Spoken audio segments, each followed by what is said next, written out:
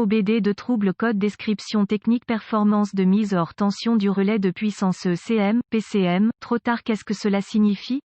Il s'agit d'un code de diagnostic générique (DTC) et s'applique à de nombreux véhicules OBD de 1996 plus récents. Cela peut inclure, mais sans s'y limiter, les véhicules d'Audi, Chrysler, Dodge, Jeep, Ram, Volkswagen, etc. Bien que génériques, les étapes de réparation exactes peuvent varier selon l'année, la marque, le modèle et la configuration du groupe motopropulseur. Lorsqu'un code P068B est enregistré, cela signifie que le module de commande moteur, groupe motopropulseur ECM, PCM, a détecté un défaut dans la procédure de mise hors tension du relais qui l'alimente en tension. Dans ce cas, le relais d'alimentation PCM ne se désexcite pas assez rapidement. Le relais d'alimentation PCM est utilisé pour appliquer la tension de la batterie en toute sécurité au circuit PCM approprié. Il s'agit d'un relais de type contact qui est activé avec un fil de signal provenant du contacteur d'allumage. Ce relais doit être progressivement mis hors tension de manière contrôlée pour éviter les pointes de tension et les éventuels dommages au contrôleur. Ce type de relais utilise généralement une conception à 5 fils, une tension de batterie constante est appliquée sur un fil, au sol sur un autre. Un troisième circuit transporte un signal provenant du contacteur d'allumage et un quatrième fournit une tension au PCM. Le cinquième fil est le circuit de détection du relais de puissance. Il est utilisé par le PCM pour surveiller la tension du relais de puissance. Si le PCM détecte un dysfonctionnement lors de la mise hors tension du relais d'alimentation ECM, PCM, un code P068B sera enregistré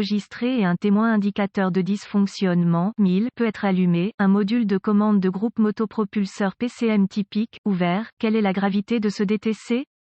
Un P068B doit être classé comme grave et traité en conséquence. Cela peut entraîner une condition de non-démarrage ou une variété de problèmes de conduite. Quels sont certains des symptômes du code?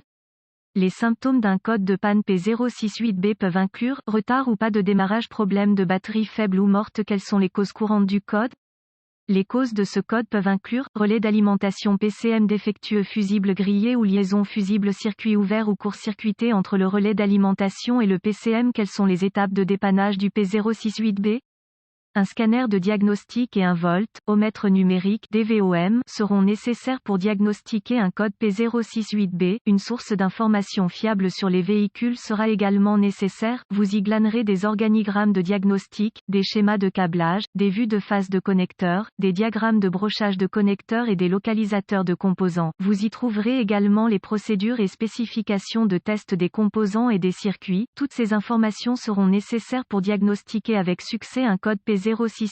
Connectez le scanner au port de diagnostic du véhicule et récupérez tous les codes stockés et les données d'arrêt sur image. Notez ces informations car elles peuvent s'avérer utiles si le code s'avère intermittent. Après avoir enregistré toutes les informations pertinentes, effacez les codes et testez le véhicule, si possible, jusqu'à ce que le code soit réinitialisé ou que le PCM passe en mode de préparation. Si le PCM passe en mode de préparation, le code est intermittent et sera encore plus difficile à diagnostiquer. La condition, qui a provoqué le stockage du P068B, peut devoir s'aggraver avant qu'un diagnostic précis puisse être atteint. D'un autre côté, si le code ne se réinitialise pas et qu'aucun symptôme de conduite ne se manifeste, le véhicule peut fonctionner normalement. Consultez votre source d'information sur les véhicules pour les bulletins de service technique (BST) qui reproduisent le code stocké, le véhicule, année, marque, modèle et moteur, et les symptômes présentés. Si vous trouvez le BST approprié, il peut fournir des informations de diagnostic utiles. Si le code P068B est immédiatement réinitialisé, procédez à une inspection visuelle du câblage et des connecteurs liés au système. Les harnais qui ont été brisés ou débranchés doivent être réparés ou remplacés au besoin. Si le câblage et les connecteurs semblent fonctionnels, utilisez votre source d'information sur le véhicule pour obtenir les schémas de câblage appropriés, les vues de phase des connecteurs, les diagrammes de brochage des connecteurs et les organigrammes de diagnostic. Une fois que vous avez les informations pertinentes, testez tous les fusibles et relais du système pour vous assurer que le relais d'alimentation PCM est alimenté par la tension de la batterie.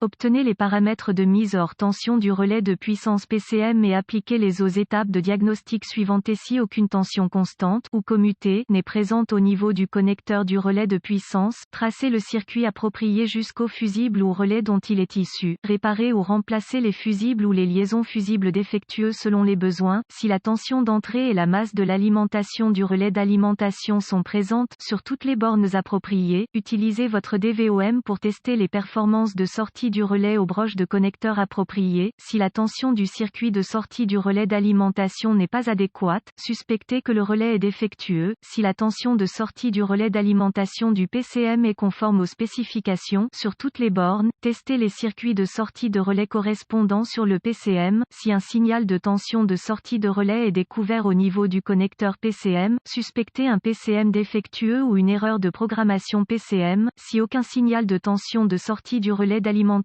PCM approprié n'est détecté au niveau du connecteur PCM, suspectez un circuit ouvert ou en court-circuit entre le relais d'alimentation PCM et le PCM. Les fusibles et les liaisons fusibles doivent être testés avec le circuit chargé pour éviter un diagnostic erroné.